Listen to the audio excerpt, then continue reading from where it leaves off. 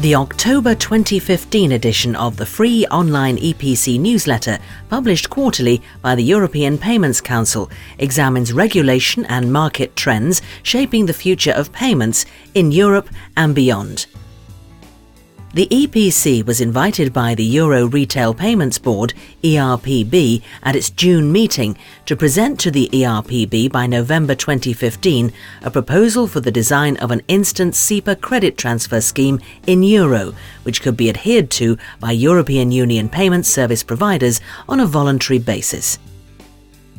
Following this invitation, the EPC has, since the summer, been working on the design of a single Euro Payments Area Credit Transfer Instant Scheme under the guidance of an ERPB high-level group on instant payments and with the involvement of other stakeholders. The EPC's proposal for the design of a new SEPA Credit Transfer Instant Payment Scheme will be presented to the ERPB at its next meeting on the 26th of November. The EPC is of the opinion that there is a need for an instant payment scheme based on credit transfer at SEPA level. The EPC will recommend that scheme participation is not mandatory for payment service providers. In addition, it is likely that the new scheme will reuse elements of the SEPA credit transfer rulebook as much as possible in order to facilitate its implementation. The EPC has also recently announced that it is holding, at the ERPB's request, a free-of-charge stakeholders workshop focused on person-to-person mobile payments on 10th of December 2015. The workshop aims to facilitate the cooperation of existing and future person-to-person mobile payment solutions in order to ensure their interoperability on a pan-European level. In his article, Javier Santamaria, chair of the EPC, outlines the progress of the EPC in relation to the various recommendations made by the ERPB. The article focuses on the SEPA Credit Transfer Instant Payment Scheme, person-to-person mobile payments, and the evolution of existing schemes. The EPC is committed to responding to these expectations whilst ensuring that a multi-stakeholder process is adhered to at every stage.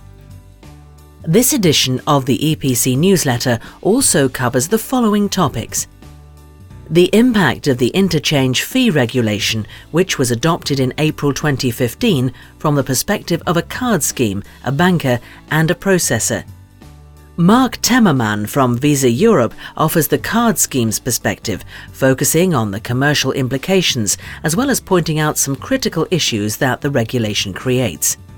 The article outlines the impact on card issuers and acquirers and focuses on the issues card schemes will need to deal with due to the IFR definitions of commercial cards and cross-border payments.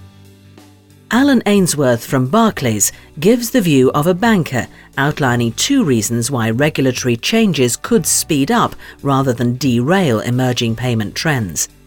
According to Alan Ainsworth, regulatory certainty helps the industry move forward, and second, there is no longer a clear financial distinction between cards and other forms of payment that could drive investment decisions.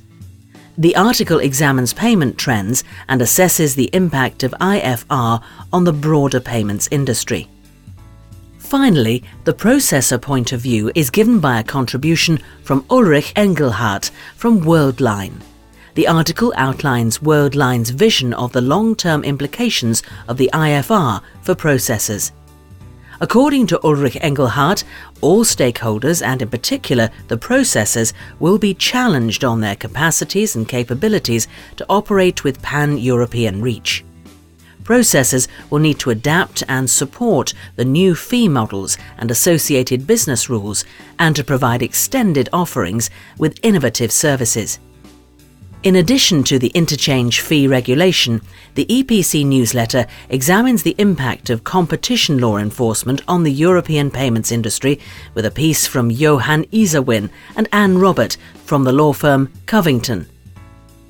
Fred Baer, Secretary-General of the European Automated Clearinghouse Association, reviews current industry developments regarding instant payment offerings and initiatives from the perspective of automated clearinghouses.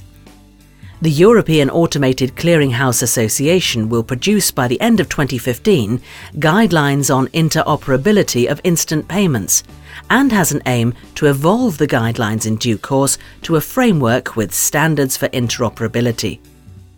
Instant payments is one of the topics also discussed in the article written by Elizabeth McQuarrie from the International Payments Framework Association.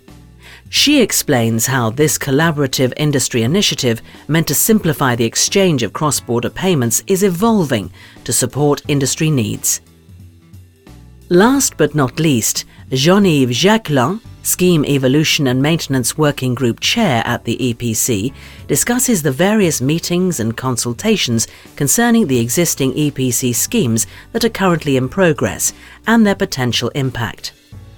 This includes updates on the first meetings of two new stakeholders' bodies, the EPC Scheme End User Forum and the EPC Scheme Technical Forum, the consultation on the Scheme Management Internal Rules, which runs until the 31st of December 2015, and the EPC SEPA Scheme Rulebooks, which are also open to suggestions for changes until the 31st of December 2015.